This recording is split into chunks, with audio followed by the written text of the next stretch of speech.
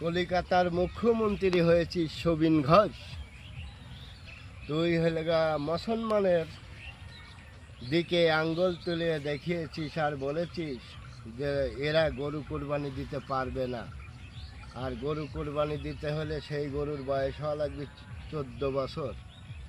তোর তো জানা নাই রে ঘোষ। তুই হলে গা বলেই খালাস।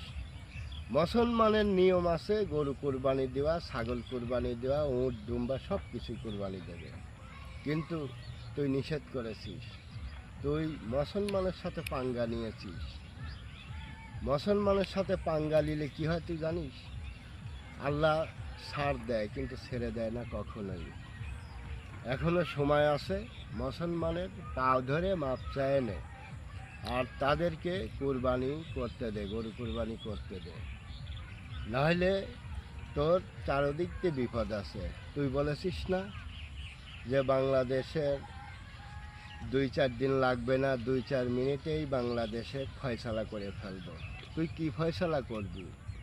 তোর ধুতি খুলিয়ে তোর গুয়ায় সর্ষের তেল লাগাইয়ে তারপরে আমাদের বাংলাদেশে আয়।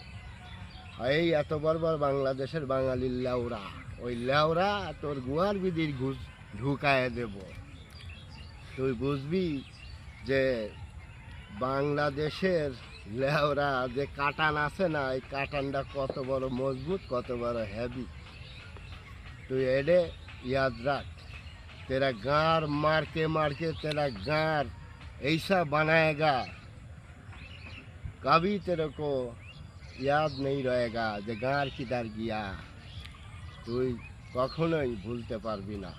শালা শুভিন্দু ঘোষ, শালা लौरा का औलाद, सुअर का औलाद, कुत्ता का औलाद। अभी सोई होए जा, नहीं बाद में तेरे को पूरा आदमी मिल के गार मारेगा। खलास।